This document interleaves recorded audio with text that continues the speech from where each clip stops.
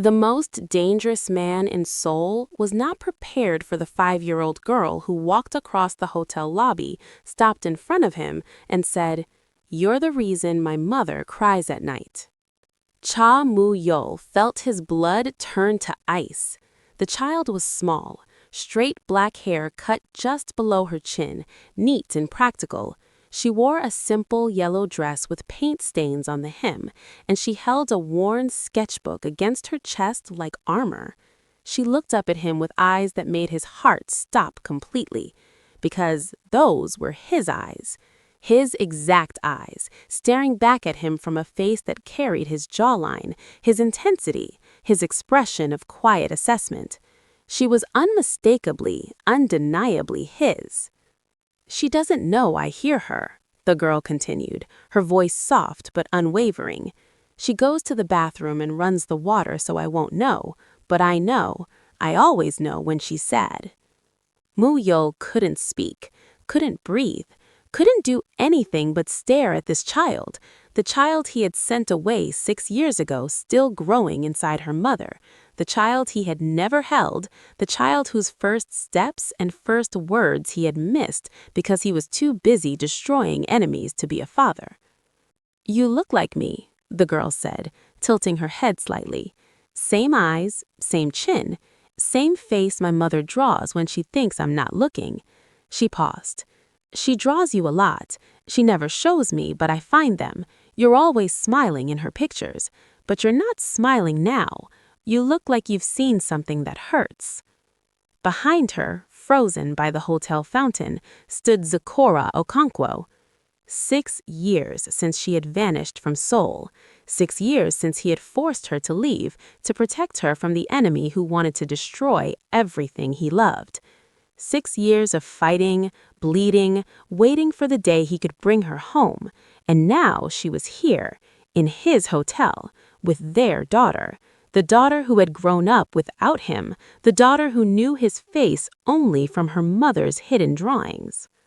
"Are you my father?" the girl asked.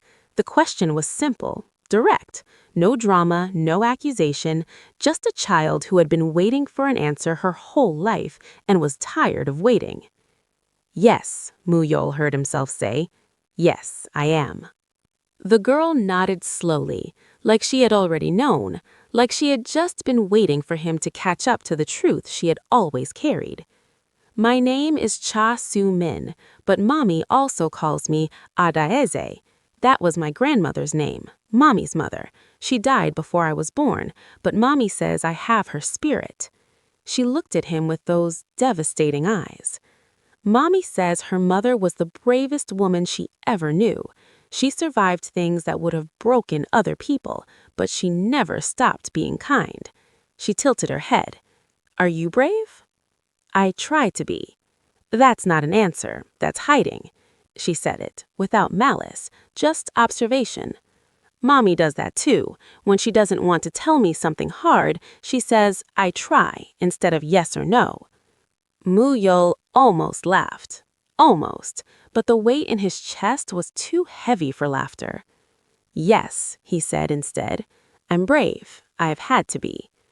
"Good." Soo-min reached out and took his hand, her small fingers wrapped around his with surprising strength, like she was anchoring him to the earth, preventing him from floating away.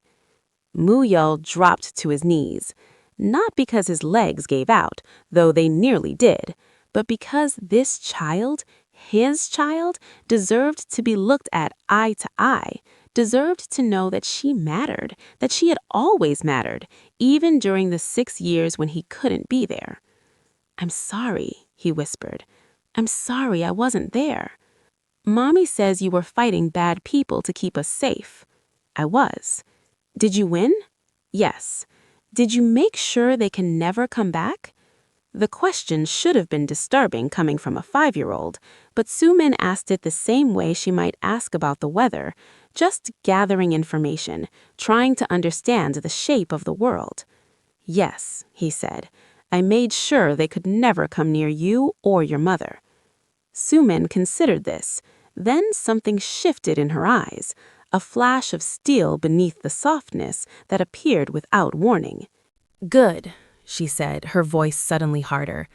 I'm glad. And if anyone ever tries to hurt Mommy again, I'll hurt them too. I don't care how big they are. I'll find a way. The ferocity in her voice was startling. This was not just a quiet, observant child. This was a protector, a tiny warrior who had been guarding her mother alone for 5 years. You won't have to, Muyel said. That's my job now. It's both our jobs, she squeezed his hand. I've been doing it alone. Now we do it together. A broken sound escaped him, half laugh, half sob. Deal, he said. Good. Now come, we should go to Mommy. She's crying and trying to pretend she's not. I can see her shoulders shaking from here. Muyel stood, still holding his daughter's hand, and let her lead him across the lobby. Zikora hadn't moved. She stood by the fountain, one hand pressed over her mouth, tears streaming down her face, watching her daughter guide her father toward her like it was the most natural thing in the world. Mommy, Sumin said when they reached her, you can stop hiding now. He's not going to hurt you. He's just sad, like you.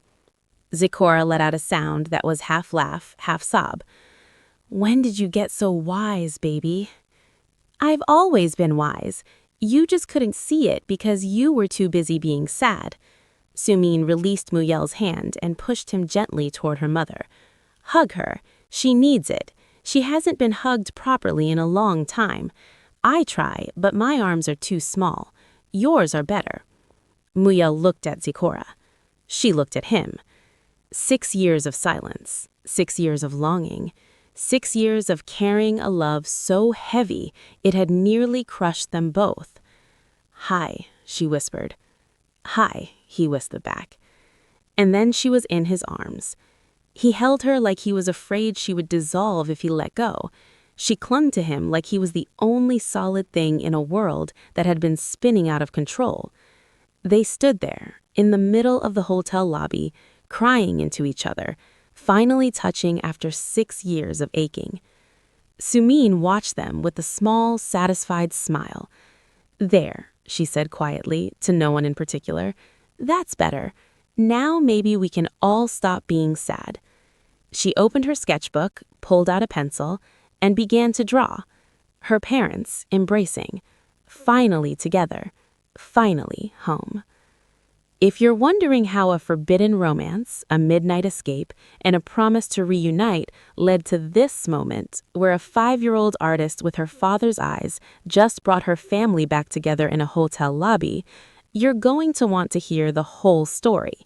Because it starts with a cardboard box, a Michelin star restaurant, and a woman hiding under a table. Stories like this remind us that love, patience, and family can survive even the longest separation. If you enjoy meaningful stories like this, please subscribe, like, and share this video so more people can experience them too. Now, let's go back to the beginning. 6 years earlier, Zikora Okonkwo was running for her life. Not metaphorically, not dramatically, literally running. Her worn sneakers slapping against wet pavement, her cardboard box of drawings clutched to her chest like a shield, her braids flying behind her as she sprinted through the neon-lit streets of Itaewon. Behind her, 3 men. Mr. Bong's collectors, the ones he sent when you were 4 months behind in rent and he had decided you were worth more as a lesson than a tenant. Ya, Zikorashi, the lead one called, his voice almost friendly. Why are you running? We just want to talk. You owe Mr. Bong 2 million won. He's been very patient. Zikora didn't turn around. She knew what patient meant in Mr. Bong's vocabulary. She had seen the girl from apartment 4B after Mr. Bong ran out of patience. The girl had moved out the next day, walking with a limp she hadn't had before, her eyes empty in a way that made Zikora's stomach turn. Come on! Another voice, closer now. Just give us what you owe and we'll leave you alone. Or, he laughed, ugly and cold, you can work it off. Mr. Bong knows people who would pay good money for a pretty African girl like you. Ice flooded her veins. She ran faster. Left turn, right turn, through an alley that smelled like garbage and regret. Her lungs burned, her legs screamed. She could hear them gaining on her, their heavy footsteps echoing off the walls like a countdown. Just last week, she had been researching potential corporate clients for her freelance branding work. One name had stood out, the Cha Corporation, a massive conglomerate with interests in construction, entertainment, and real estate. Their visual identity was a mess. Inconsistent logos, dated typography, the kind of brand architecture that screamed old money with no modern vision. She had sketched down ideas for a complete overhaul, imagining how she might pitch them if she ever got the chance. The CEO's name was listed as Cha Muyel, but unlike most executives, there were no photos of him anywhere, no interviews, no public appearances, just a name and a reputation for being untouchable. She had thought it strange at the time. Now she was just trying to survive the next 5 minutes. Dead end. No, not dead end. A street. A main street, bright with lights and people and the false promise of safety. She burst out of the alley and nearly collided with a woman in a fur coat who shrieked and dropped her shopping bags. "Sorry! Sorry!" Zecora didn't stop. Her eyes scanned the street with the desperate calculation of a trapped animal. Left, more alleys, more darkness, more places to be cornered. Right, a construction site, closed for the night, no help there. Straight ahead, Palazzo. The name glittered in gold script above floor-to-ceiling windows draped with gossamer curtains. Crystal chandeliers sparkled inside like captured stars. A doorman in a suit that probably cost more than her yearly income stood at attention near the entrance. It was the most expensive restaurant in Seoul, the kind of place that would never let someone like her through the door, the kind of place where her ripped jeans and paint-stained jacket would be treated as criminal offenses, the kind of place where Mr. Bong's thugs would never dare follow. She ran straight for it. The doorman stepped forward, hand raised, face arranging itself into the polite condescension reserved for people who clearly did not belong. "Excuse me, ma'am, do you have a reservation?"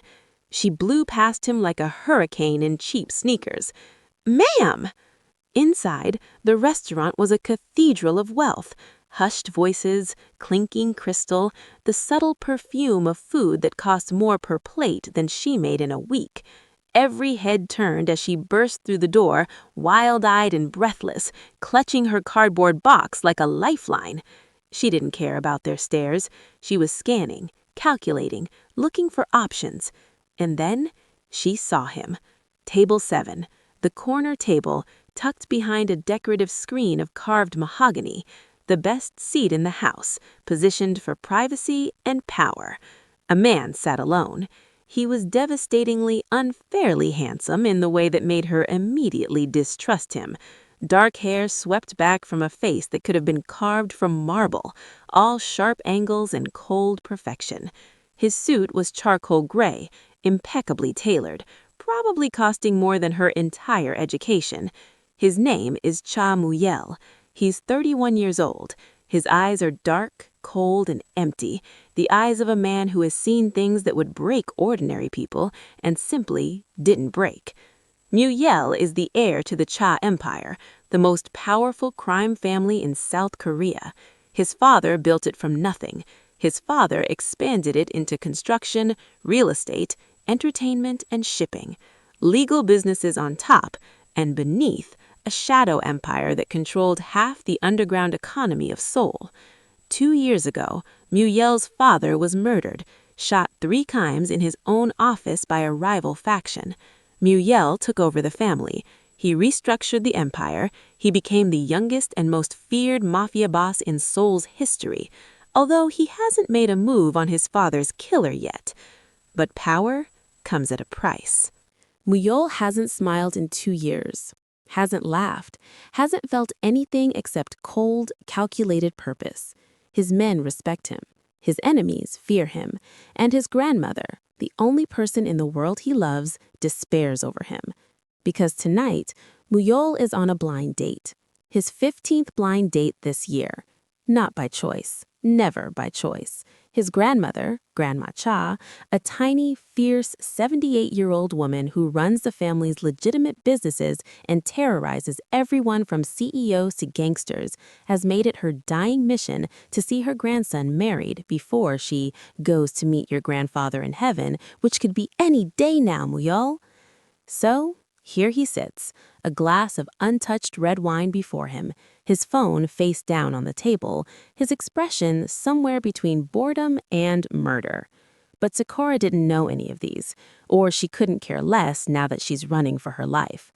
But it wasn't Muyol's face or his suit that caught her attention. It was his table. The tablecloth was pristine white linen, reaching all the way to the floor in elegant folds. A perfect curtain, a perfect hiding place. The thugs would be through the door in seconds. She ran to table 7. The man looked up at her approach.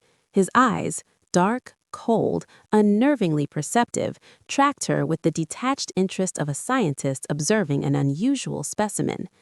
"Please," the word came out ragged, desperate. She was beyond pride now, beyond dignity. "Please, I just need to hide. 1 minute, please." She was already dropping to her knees, already crawling toward the tablecloth, not waiting for permission, because permission was a luxury she couldn't afford. The man said nothing. He simply lifted his wineglass, took a sip, and returned his attention to the window as if strange women diving under his table was a nightly occurrence that barely warranted acknowledgement. Sakura pulled her box under with her, pressed herself flat against the cold marble floor, and held her breath. The tablecloth settled back into place, cocooning her in shadow.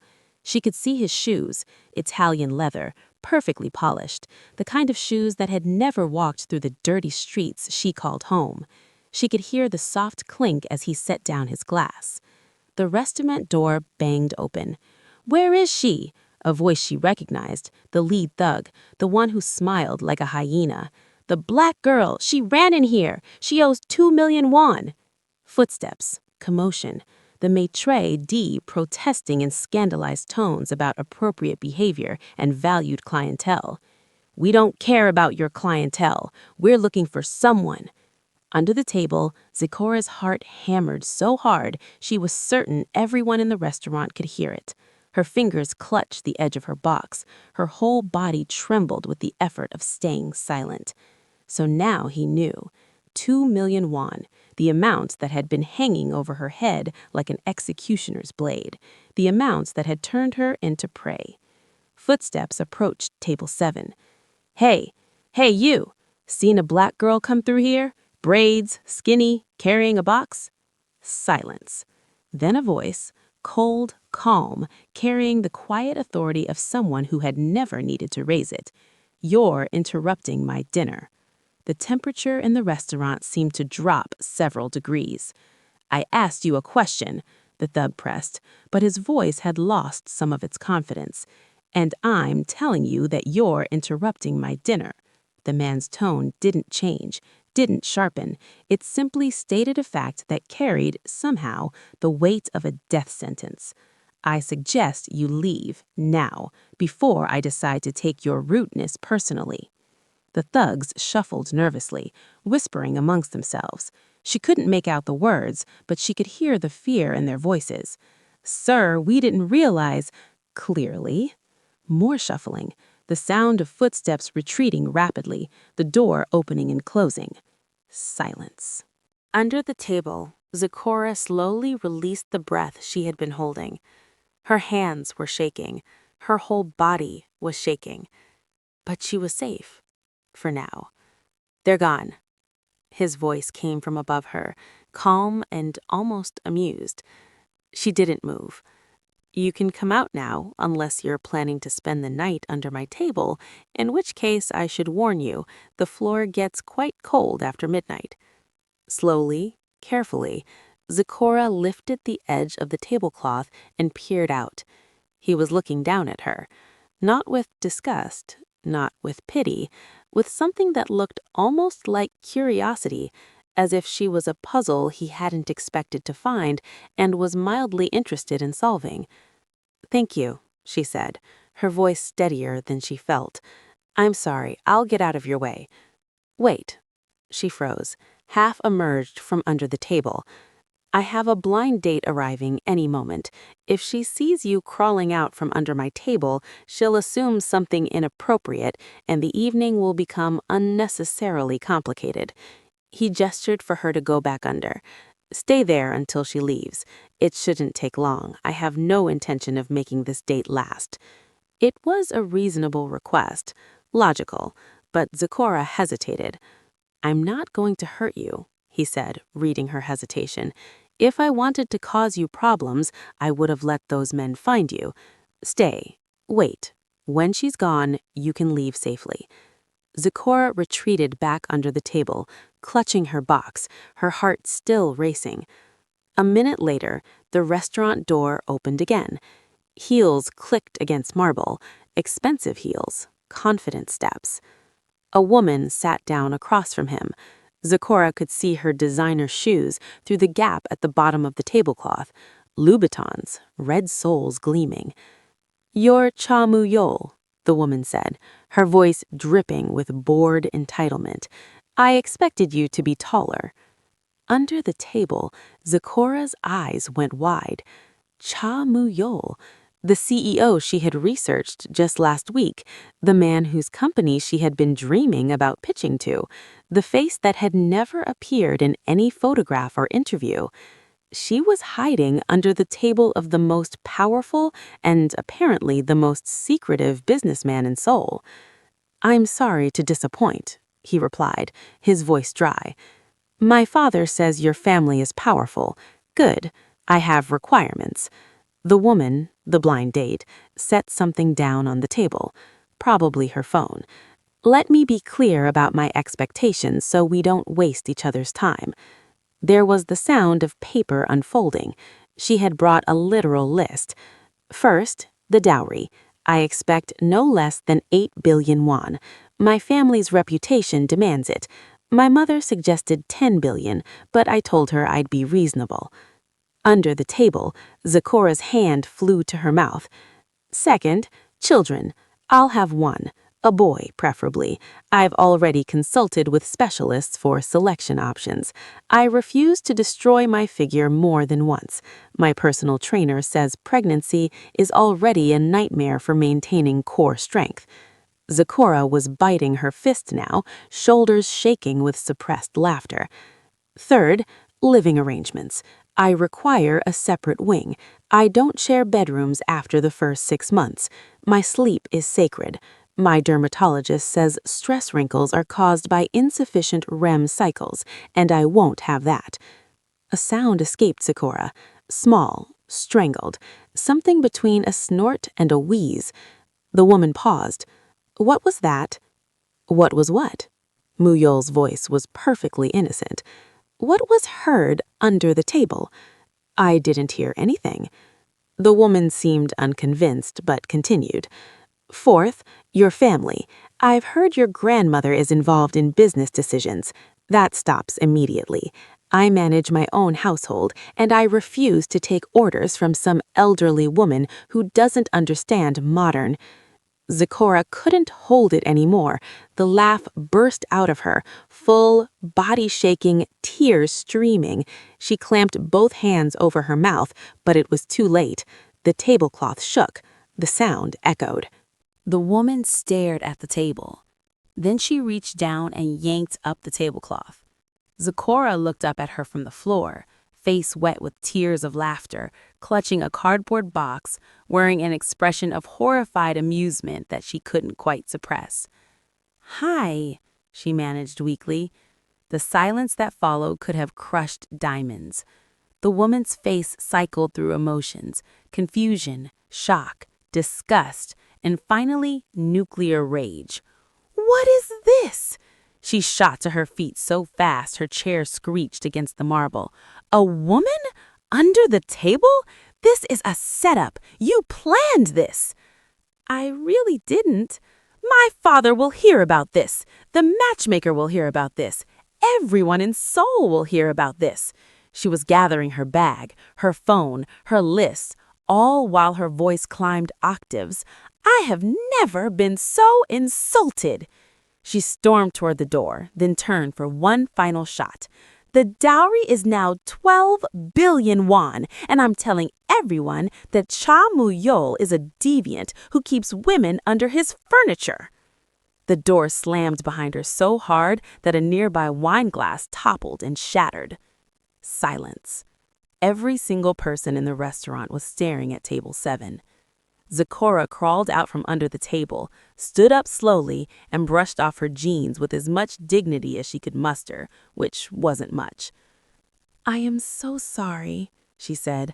"I didn't mean to laugh, but she was demanding gender selection and a separate wing and 12 billion won?" 8 billion. The 12 was post-humiliation markup. "That's not better." "No." He stood from his chair, then stepped toward her. "You're Cha Mu-yeol," she said.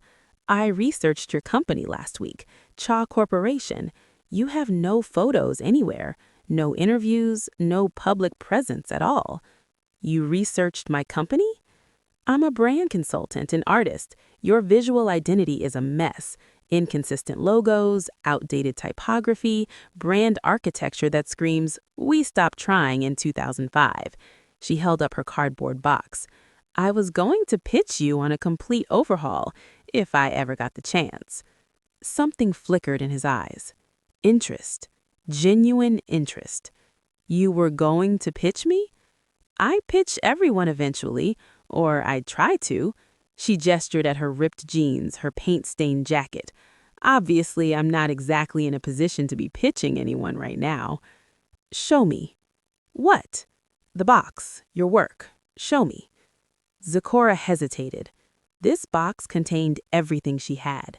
Every sketch, every design, every dream she had been chasing since she was a child, drawing in the margins of her school books and Legos. But something about the way he looked at her, not with pity, not with judgment, just with genuine curiosity, made her open it. She pulled out a stack of drawings and spread them on the table between the overturned wine glasses and scattered bread rolls. Fashion sketches, Korean hanbok structure reimagined with Nigerian Ankara fabric, bold geometrics meeting delicate tradition, brand concepts for companies that didn't exist yet but should, portraits of market women and subway commuters and the old men who played chess in Top Goal Park, a cityscape that blended Seoul and Lagos into something entirely new, two worlds merging like watercolors running together in rain. Mu-yeol studied them in silence. He picked up one sketch, examined it closely, set it down, picked up another. His face revealed nothing, but his attention, the careful, thorough attention he gave each piece, told her he was actually seeing them. "You did these," he said finally. "Yes." "You're extraordinary." "I know." His lips curved slightly, almost a smile. 2 million won in debt, he said. "That's what those men said. That's why they were chasing you." She stiffened. "That's none of your a talent like this, and you're running from debt collectors in the streets." He set down the last sketch. "What a waste." "I'm not a waste." "I didn't say you were. I said the situation is a waste. There's a difference." His phone buzzed. He glanced at the screen and something in his expression hardened. "Excuse me." He answered, and Zecora could hear a woman's voice on the other end, sharp, commanding, absolutely furious. "Another failed date?" the voice demanded. "The matchmaker called me. She said the woman ran out. What did you do?" "Nothing, grandmother. She was simply unsuitable." "Unsuitable? Unsuitable? Every woman is unsuitable. For 3 years, every single one. Do you think I'm going to live forever? I want great-grandchildren before I die, Mu-yeol. Is that too much to ask?" "Grandmother, I've had enough. You have 1 month. 1 month. Find a wife or I start making decisions for you, and you won't like my decisions." The line went dead. Mu-yeol stared at his phone for a moment. Then he looked at Zecora. "How would you like to solve both our problems?" he asked. "What?" "You need money, safety, a place to stay where debt collectors can't find you." He tucked his phone into his pocket. I need a wife, someone to satisfy my grandmother so she stops threatening to dismantle my life. Zikoris felt the ground shift beneath her feet. You're proposing marriage? To me? You don't even know me. I know you're brave enough to hide under a stranger's table and smart enough to research my company before you'd ever met me. I know you have more talent in this cardboard box than most people develop in a lifetime. And I know you're the first person in 3 years who has looked at me and seen a man instead of a bank account. He tilted his head. What else do I need to know? Whether you're a murderer, a criminal, a psychopath? If I were any of those things, would I tell you? Probably not. Then you'll have to trust your instincts. He held out his hand. Contract marriage. 1 year. You get safety, a place to live, and the resources to build your career. I get a wife to appease my grandmother. Simple. Simple, Zikora repeated, her voice flat. You want me to marry a complete stranger because his grandmother is impatient. I want to offer you a solution. Whether you accept is entirely your choice. Zikora looked at his hand. She thought about her rooftop apartments, which she could never go back to because Mr. Bong's men would be waiting. She thought about the 2 million won she had no way to pay. She thought about the shelter she had stayed at once 2 years ago and how someone had stolen her sketchbook in the night. She thought about the streets, about being prey. Will I have somewhere safe to stay tonight? She asked quietly. You'll have an entire wing of my family's estate. And my work, my art, you'll have a studio, supplies, whatever you need to create. And at the end of the year, you walk away with enough money to build whatever life you want, and your debt cleared, obviously. She stared at him. Make it 3 years, she heard herself say. I want full creative freedom, legal rights to all my work, and if you ever try to control what I create, I'll take every business secret I learned in that house and sell it to your competitors. Something sparked in Muyel's eyes, not anger, something warmer. You're negotiating. I'm establishing terms. There's a difference. There really isn't. He reached into his jacket and pulled out a pen, black, heavy, expensive. But I accept your terms. He pressed the pen into her palm, closing her fingers around it. My lawyer will have the contract ready by morning. He turned to someone behind them, a tall, lean man who had apparently been standing there the whole time. Junho? Sir? Cancel all my meetings tomorrow. My wife and I have a wedding to plan. Zikora nearly choked. Wedding? Already? We just agreed 30 seconds ago.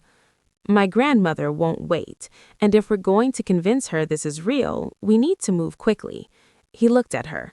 Unless you'd prefer to negotiate with Mr. Bong's collectors instead. Zikora thought about the men who had chased her, about the threat in their voices, about what they would do if they found her. She gripped the pen tighter. Fine, but I have more conditions. Of course you do. If we're going to convince your grandmother, we need a story. How we met, how long we've been together. She's not going to believe you proposed to someone you met an hour ago. Muyel considered this. We'll tell her we've been meeting secretly for the past 3 months. Business connection at first. You approached my company with a branding proposal, but something developed. And you kept it secret because of my security concerns, because I wanted to protect you from the scrutiny of my family until I was sure. Zikora nodded slowly. It wasn't a bad story. It had the advantage of being partially true. She did research his company. She did have a branding proposal. Okay, she said. 3 months. We've been together 3 months. Agreed. They stood there for a moment, 2 strangers who had just agreed to marry each other, surrounded by the debris of a ruined blind date and the stares of an entire restaurant. This is insane, Zikora said. Probably. We're both going to regret this. Possibly. He offered his arm. Shall we? Zikora looked at his arm, at the cardboard box in her hands, at the life she was leaving behind and the unknown she was walking into. She took his arm. Let's go meet your grandmother. The Cha estate rose out of the darkness like a dragon's lair. wrought iron gates, a driveway long enough to have its own weather patterns, security cameras disguised as decorative fixtures, guards pretending to be gardeners, though they weren't very convincing about it, and at the center of it all, a mansion that looked like it had been built to intimidate and succeeded beyond its architect's wildest dreams. Subtle, Zecora murmured. We don't do subtle. I'm gathering that. In the car, they had rehearsed their story. 3 months of secret meetings, a connection that started as business and became personal, his decision to finally introduce her to his grandmother because he was serious about their future. It wasn't the whole truth, but it wasn't entirely a lie either. Something about him had drawn her, even in that first moment in the restaurant. Something beyond desperation, beyond survival. She had felt it when he looked at her drawings, when he offered her his hand. She didn't know what to call it yet, but it was there. Grandmother Cha was waiting for them at the entrance. She was tiny, barely 5 feet tall, probably 80 years old, white hair pulled back in a severe bun. She wore a traditional hanbok in deep crimson, the color of power, the color of blood. A jade-handled cane rested in her grip, and Zecora immediately recognized it as a weapon rather than a support. Her eyes were Muyel's eyes, cold, calculating, missing absolutely nothing. Those eyes landed on Zecora and stayed there. So, Grandmother Cha said, this is the woman? How long have you known her? Grandmother, this is Zecora Okonkwo. We've been seeing each other for the past 3 months. 3 months, the old woman's voice was flat, and you're only telling me now. I wanted to be sure before I introduced her to the family, given our security concerns. Grandmother Cha began to circle Zecora slowly. Tap, tap, tap. The cane against marble like a countdown. Nigerian, she asked. Yes, ma'am, from Lagos. Education? Seoul National University, Art and Design, top of my class. Family? My parents died when I was 7. My father first, from illness. My mother... Zecora paused, the old grief surfacing unexpectedly. My mother was named Adaize. She died 3 months after my father. I like to think she died of heartbreak, but the truth is probably more ordinary. A fever she couldn't shake. No money for doctors. The memory hit harder than she expected. Her mother's face, her mother's voice, her mother's hands teaching her to draw. Grandmother Cha had stopped circling. Who raised you after that? My aunt. She made it clear every day that I was an inconvenience, a burden, a waste of resources. I slept on her kitchen floor for 15 years. I raised myself, Mrs. Cha. I educated myself. I brought myself to Seoul on a scholarship and built whatever career I could with nothing but talent and stubbornness. And yet here you are, in my house, with my grandson. Grandmother Cha's eyes narrowed. Why should I accept this relationship? Zecora met her gaze without flinching. Because your grandson chose me, not the women with their dowry demands and their separate wing requirements, not the socialites who see him as a bank account with legs. Me. I lifted her chin. I'm not offering you connections or family prestige or political alliances. I'm offering him partnership. Someone who sees him as a person. If that's not enough for you, I'll walk right out. Silence. The entire estate seemed to hold its breath. Then Grandmother Cha turned to her grandson. She's rude, she said. Yes. Disrespectful. Yes. Far too confident for someone in her position. Yes. She has no family, no money, no connections. Yes. And you've been hiding her from me for 3 months. Yes. Grandmother Cha was quiet for a long moment. Then, slowly, something shifted in her expression, softened just barely around the edges. You really care about this one. I do.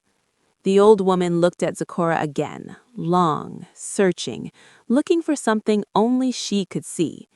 The wedding will be in 2 weeks, she said finally. I'll handle the arrangements. You will move into the East Wing immediately. You will learn our family protocols, and you will, she paused, try not to embarrass me. She turned and began walking back toward the house. Then she stopped. And child? Yes? Your mother, Adaize. Grandmother Chow's voice was softer now. That's a beautiful name. It means father's daughter in your language, doesn't it? A name about belonging. Zikora's throat tightened. How do you know that? I know many things, the old woman resumed walking. Perhaps your mother is why you're so determined to belong somewhere. Perhaps that's what my grandson sees in you. She disappeared into the house. Zikora exhaled. That went well, Muyol said. She called me rude and disrespectful. Exactly, that's well. The 2 weeks before the wedding passed in a blur. Zikora was given an entire wing of the estate. 3 bedrooms, 2 bathrooms, a private sitting room, and a studio that made her weep the first time she saw it. Professional easels, every type of paint and canvas she could imagine, natural light flooding through floor-to-ceiling windows. It was everything she had ever dreamed of. And yet, the contract sat on her desk, unsigned. 70 pages of legal language covering financial arrangements, living conditions, public appearances, and exit terms. Everything practical, everything businesslike. No mention of love, no mention of what happened if feelings developed. Because feelings weren't supposed to develop. This was a transaction. But something was developing anyway. She noticed it in the way Muyol appeared at her studio door every evening, watching her paint, in the conversations that stretched past midnight about art and philosophy and the stories her mother used to tell her, in the way he listened, really listened when she talked about her dreams. She noticed it in herself, too, the way her heart jumped when she heard his footsteps in the hall, the way she found herself dressing more carefully, hoping he would notice. His rare smiles had started to feel like sunlight after a long winter. One night, a week before the wedding, she was humming while she painted. "What is that?" She startled.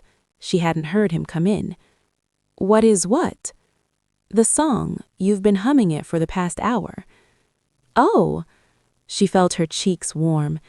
It's a song my mother used to sing when I was small, according to my aunt.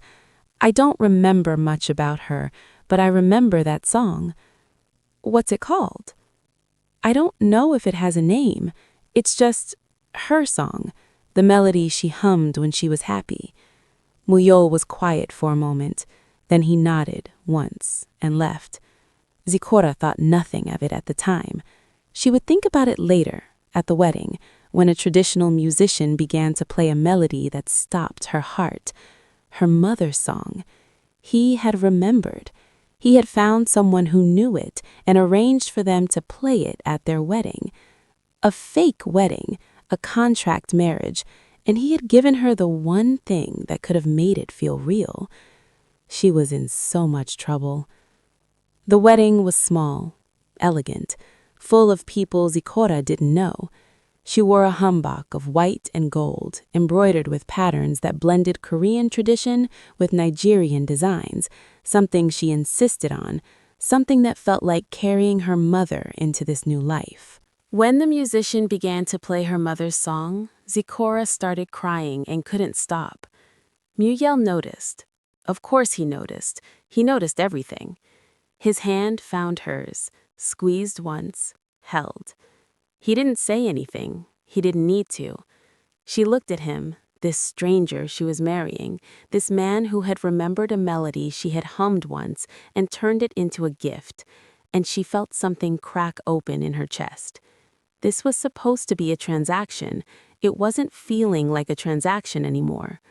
The vows they had agreed on were simple, practical, appropriate for a marriage that was supposed to be temporary.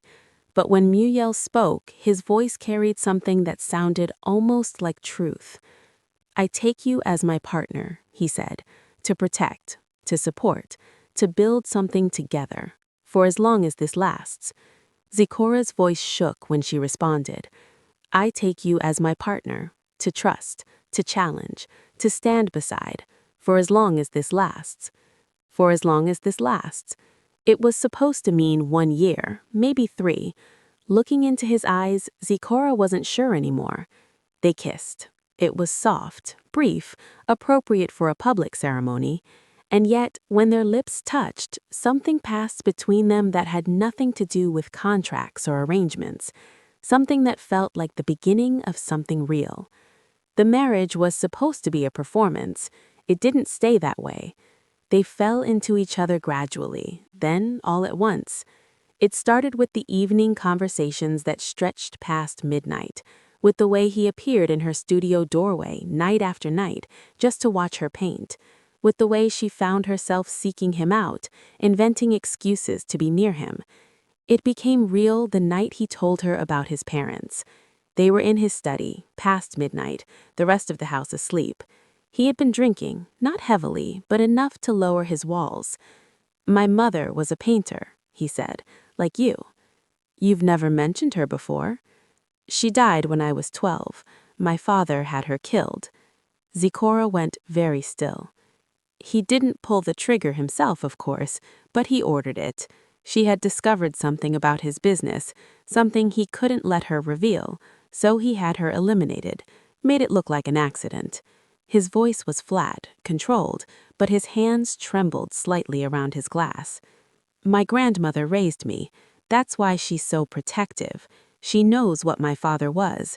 She spent 30 years trying to make sure I don't become him. Zikora crossed the room, sat beside him, took his hand. You're not him. How do you know? Because you're telling me this. Because you remembered my mother's song. Because you look at me like a person, not a possession. She squeezed his hand. You're not your father. You're something else entirely. He looked at her, really looked at her, with all his walls down, all his defenses gone. I don't know what this is, what's happening between us. I didn't plan for it. I don't know how to handle it. Neither do I. This was supposed to be simple. I know. It's not simple anymore. I know that too. He reached out, touched her face, gentle, wondering. I'm going to kiss you. Okay? Not like at the wedding, not for show. Okay. He kissed her, and this time there was nothing performative about it. After that night, they stopped pretending. Not publicly. Publicly, they maintained the image of a successful arranged match, appropriate and respectable.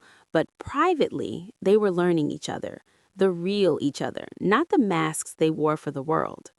She learned that he played piano beautifully, but only at night when he thought no one was listening. He learned that she talked to her paintings while she worked, full conversations with figures who couldn't answer.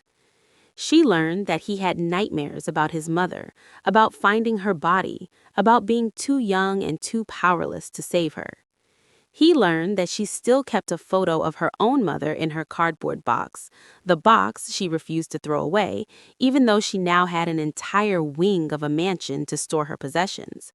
They learned each other's bodies, too, slowly, carefully, with the reverence of two people who had been alone for too long and had forgotten what it felt like to be touched. The first time they made love, Zikora cried afterward. Did I hurt you? Muyil asked, panicked. No, no, she wiped her eyes. It's just, I've never felt safe enough with anyone to be this vulnerable. I didn't know it could feel like this. He held her all night, and somewhere in those dark hours, both of them realized that this marriage, this contract, this transaction had become something neither of them had planned for, something real, something worth fighting for. I'm pregnant, Zikora said the words into the silence of his office 3 months after the wedding. Muyol went completely still. You're pregnant? Yes. About 8 weeks. Her voice was calm. Her hands were shaking. I took 3 tests. They were all positive. He stood, walked around his desk, stopped in front of her. A baby, he said. Yes. Our baby. Yes. Something cracked open in his face. All the careful control, all the walls he kept up, all of it dissolving at once. He dropped to his knees and pressed his forehead to her stomach. A baby, he whispered. We're having a baby. Are you happy? Her voice trembled. I know this wasn't part of the plan. I know we didn't. Happy? He looked up at her with wet eyes. Happy doesn't begin to cover it. He rose, cupped her face, kissed her forehead, her cheeks, her lips. I love you. I've been trying to find the right moment to tell you, but there's never a right moment, and I'm tired of waiting. I love you. I've loved you since you crawled out from under my table and told me my company's branding was a mess. She laughed through sudden tears. I love you too, even though you're impossible and terrifying, and you proposed to me an hour after we met. 45 minutes. That's not better. No, he kissed her again. But it doesn't matter now. Nothing before this matters. Just us, just this baby, just a life we're going to build. They held each other in the middle of his office, the contract marriage forgotten, the 3-year timeline meaningless. This was real now. This was forever. And then everything fell apart. The door burst open. Sir! Junho's voice was frantic. Sir, we have a problem. Yoon Tae-sik is making a move. He knows about the baby. Someone talked. The world came crashing back. You have to leave. Myol's voice was flat, controlled. The voice of a man making an impossible decision. What are you talking about? Yoon Sang-chol, the man who killed my father, he's been waiting for years, looking for a weakness to exploit. Myol's eyes dropped to her stomach. He knows about the baby. Someone inside our organization talked. He's going to use you to destroy me. Then we fight him together. No, the word was absolute. I will not risk you. I will not risk our child. You don't get to make this decision alone. Yes, I do. He stepped closer, took her hands. This is my world, my war, and I will end it. But I need to know you're safe while I do. I need to know our baby is safe. So I just run, hide, after everything we've built? You survive, you protect our baby, and when I've destroyed every threat, I'll come for you. I swear on my mother's grave, I will come for you. And if you die? His jaw tightened. Then our child will at least have one parent, which is more than I had. The escape was planned in 6 hours. New identities, new passports, a safe house in Chicago, halfway around the world, cash, resources, contacts who would protect her. Zikora packed her cardboard box, the same box she had been carrying when she ran into Palazzo, the same box that held everything she had ever created. She added one thing, a photograph of her and Myol from their wedding, the only picture she had of them together. At midnight, she stood in the underground garage, ready to disappear. Myol held her one last time. Come back to me, she whispered. I will, I promise. Don't die. I won't. Promise me that too. I promise. He pulled back, looked into her eyes. And Zikora, if it's a girl, name her after your mother. Adaize. Give her something beautiful to carry with her, a name about belonging. Zikora's face crumbled. Don't talk like goodbye. Go, now, before I lose my nerve and lock you in a tower instead. She went. The car pulled away into the night, and Zikora Okonkwo disappeared from Seoul. This time, she wasn't running from debt collectors.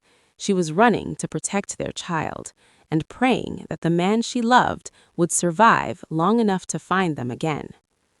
Soo Min was born in Chicago on a rainy Tuesday in April. Zikora gave her 2 names, Cha Soo Min, a Korean name that meant excellence and cleverness, and Adaize, her grandmother's name, the name that meant father's daughter. She came into the world with her eyes wide open, not screaming, just watching, as if she was already trying to understand the shape of this new world. She had her father's eyes, her father's jawline, her father's intensity. Zikora held her daughter and wept. The first year was survival. Sleepless nights and new identities and constant fear that Yoon Sang-chol's people would find them. The second year was adjustment, finding work, building a life, watching Soo-min grow into something that was equal parts miracle and mystery. By the third year, Zikora had rebuilt everything. Her fashion line launched, small at first, then growing as word spread. Her brand consultancy took off. She became, slowly, exactly who she had always dreamed of being: a successful artist, a respected businesswoman, a mother. And Soo-min? Soo-min was unlike any child Zikora had ever known. She didn't cry often. She watched, observed, took everything in with those two old eyes that were so much like her father's. At 18 months, she spoke in full sentences. At 3, she started drawing. Not scribbles, but actual images. Faces, figures, emotions captured on paper with impossible precision. "Who is this?" Zikora asked once, looking at a drawing of a man with dark eyes and a sad smile. "I don't know," Soo-min said. "But you draw him when you think I'm sleeping, so he must be important." By 5, Soo-min had filled 17 sketchbooks with drawings. Many of them were of Zikora, working, sleeping, staring out windows with faraway eyes. Some were of imaginary scenes: a family at a dinner table, a father reading to a daughter, moments that had never happened but that Soo-min seemed to hunger for. And some were of the man with her eyes, the man her mother drew in secret, the man who had to be important even though no one ever spoke his name. "Mommy," Soo-min asked one evening, her voice careful and quiet, "why don't I have a father?" Zikora's heart stopped. "You do have a father, baby. Then where is he?" "He's far away, fighting to make sure we're safe." "More important than me?" "No." Zikora knelt down, taking her daughter's small hands. "Nothing is more important than you. He loves you so much, Soo-min. He loved you before you were even born. He sent us away to protect you from bad people. And when he's finished fighting, he's going to come find us." Soo-min considered this with her usual gravity. "Does he know I draw pictures for him? That I save the good ones so he can see them when he comes?" Zikora's throat closed. "He knows you're the most wonderful thing that ever happened. He knows." "Good." Soo-min pulled her hands free and picked up her sketchbook. "I'll keep drawing then, so when he comes, he can see everything he missed." That night, after Soo-min was asleep, Zikora sat in the dark and cried. Her daughter was saving drawings for a father she had never met, waiting for a man who might never come. How long could either of them keep waiting? 6 years. 6 years of building, surviving, waiting. Then the call came. "Zikora," Muyol's voice on the phone, after 6 years of silence. "Yoon Sang-chul is dead. I dismantled his entire operation. It's over. It's finally over." She couldn't speak, couldn't breathe. "I'm coming for you," he said, "if you'll still have me." Her voice cracked. "I have to tell you something first." "Tell me." "Her name is Cha Soo-min. Her second name is Araese, like you wanted, like my mother." Zikora's tears fell freely now. "She's 5. She has your eyes, your face, your intensity. She draws constantly, just like me. And she's been waiting for you, Muyol. Her whole life, she's been waiting." Silence. Then a sound came through the phone, raw and broken and full of 6 years of longing. "She's been waiting for me? She's been saving drawings for when you come, so you can see everything you missed." "A daughter!" His voice shattered. "I have a daughter." "Yes, Soo-min. She's extraordinary, and she wants to meet you. Where are you? I need to." "We're coming to Seoul. Tomorrow. I have a business meeting." She laughed, wet and broken. I was going to try to avoid you, but I can't. She needs to meet her father, and I need to see you. I'll find you. I know you will. Zecora, his voice dropped. I never stopped loving you, not for one day, not for 1 second. I know. She wiped her tears. I didn't either. Which brought them back to the hotel lobby, Sumin leading her father by the hand toward her mother.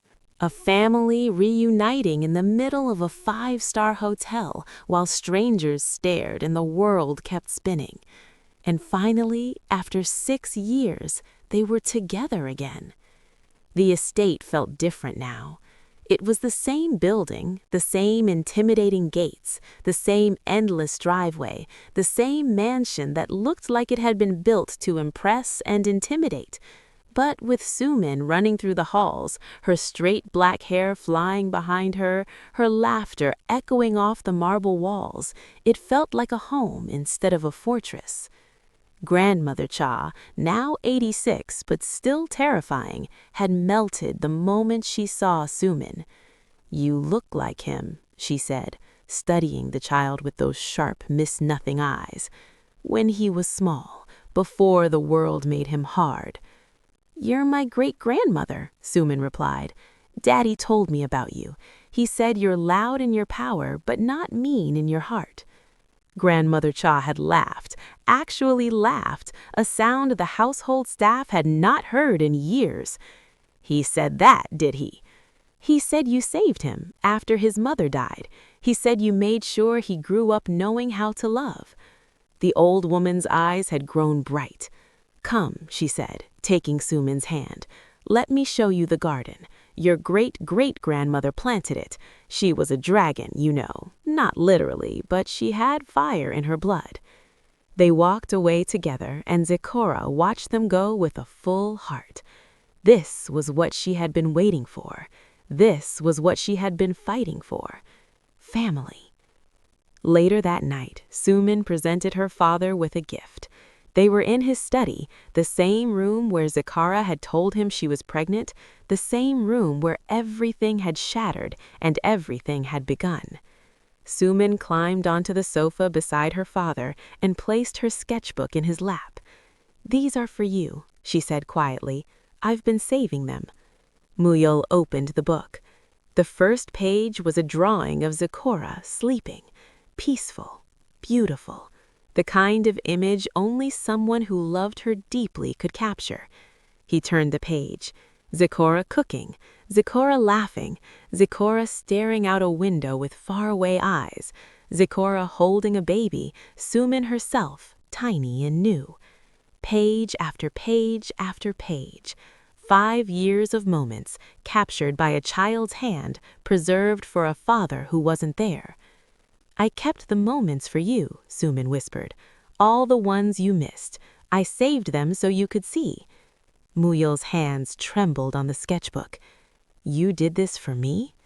You weren't there to see, but I was, so I kept them. She looked up at him with those 2 old eyes. That's what family does. We keep each other.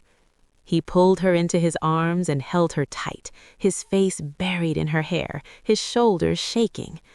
Thank you, he whispered. Thank you for keeping her for me. You're welcome, she patted his back solemnly. You can cry, it's okay. Mommy cries a lot. She says it's healthy to let feelings out instead of holding them in. He laughed through his tears. Your mommy is very smart. She said, I know, I get it from her. I get some things from you too. I'm still figuring out what, but I have time now. She smiled, small and shy and perfect. We have time. From the doorway, Zecora watched them, her daughter and her husband, together at last. A family, finally. The second wedding was nothing like the first. The first wedding had been a performance, beautiful but hollow, a show for the grandmother and the world. This wedding was real. It was held at Palazzo Restaurant, table 7, the same table where everything had begun. Sumin insisted on being there. This is where Mommy hid, she explained to anyone who would listen. under this table, and Daddy saved her, and then they fell in love. It's very romantic in a weird way. The ceremony was small, intimate, just family. Grandmother Cha, Junho, a few trusted members of the household staff, and Su-min, who had appointed herself the official witness. Muyol wore a simple dark suit. Zakora wore a dress she had designed herself, white silk with Nigerian embroidery, Korean structural lines with African patterns, a fusion, like her life, like their family. They exchanged new vows, real vows this time, with nothing held back. 6 years ago, Muyol said, I married you because I needed a solution. I stayed married to you because I found something I didn't know I was looking for. A partner, a home, someone who saw through every wall I built and loved what she found underneath. He took her hands. I lost you once. I won't lose you again. I'm yours, Zakora, in this life and every life that follows. Zakora's voice was thick with tears. 6 years ago, I married you because I had nowhere else to go. I stayed because I found somewhere I wanted to be, someone I wanted to be with. A man who remembered my mother's song, who gave me a studio to build my dreams in, who loved me before I knew how to let myself be loved. She squeezed his hands. I'm yours too. I always have been, even when we were apart, even when I thought I might never see you again. Yours. Su-min sniffled loudly. Mommy, she whispered, your smile finally reached your eyes. Zakora laughed through her tears. It finally did, baby. It finally did. They kissed, and this time there was nothing fake about it. They had waited, they had fought, they had found each other again, and they were never letting go. 5 years later, Palazzo Restaurant, Table 7. Su-min, now 10, sat with her parents at the exact table where the story began. Her straight black hair was longer now, pulled back in a practical ponytail. Her sketchbook was newer, but just as well worn. Beside her sat her little brother, Kelechi, 4 years old, loud, energetic, and utterly unlike his calm, observant sister. Kele, stop putting bread in your nose, Su-min said without looking up from her drawing. It's funny. It's unhygienic. We're in the restaurant where Mommy and Daddy met. Show some respect. You're no fun. I'm extremely fun. I'm just also dignified. She finally looked at him. You'll understand when you're older. Kelechi stuck out his tongue. Su-min ignored him and returned to her drawing. What are you working on? Zakora asked. Su-min turned her sketchbook to show them. It was table 7. Under the table, a small figure hiding in the shadows, Zakora, 10 years ago, clutching her cardboard box. Above the table, a family, mother, father, daughter, son, all holding hands. And in the corner, she had written in careful letters, "This is where Mommy hid, but this is really where we were found." Zakora's eyes filled with tears. You've been drawing our story your whole life, she said softly. Because it's a good story. Su-min looked at her parents. It's about a woman who was scared and running, and a man who was powerful but lonely, and a baby who wasn't born yet but was already being loved. It's about waiting and hoping and finally finding each other. She closed her sketchbook. It's about family. Kelechi, bored with the emotional moment, tried to put another piece of bread in his nose. Kele, Su-min shouted, what? It's funny. You're impossible. You're boring. I am not boring. The restaurant erupted in familiar chaos, and at table 7, in the exact spot where a desperate woman had once hidden under the tablecloth, Zakora looked at her husband and smiled. This is what we made, she said. Chaos? He asked. Family. Same thing, she agreed. Muyol took her hand under the table, and in the middle of the most expensive restaurant in Seoul, at the table where it all began, the Cha family was loud and messy and absolutely perfect. They had waited, they had hoped, they had found each other again, and they were never, ever letting go. If this story touched your heart, don't forget to like the video and share it with someone who believes in love, patience, and second chances. And tell me in the comments, what was your favorite moment in this story? For more powerful stories like this, subscribe to the channel and turn on the notification bell so you never miss the next one. Thank you for being part of this journey.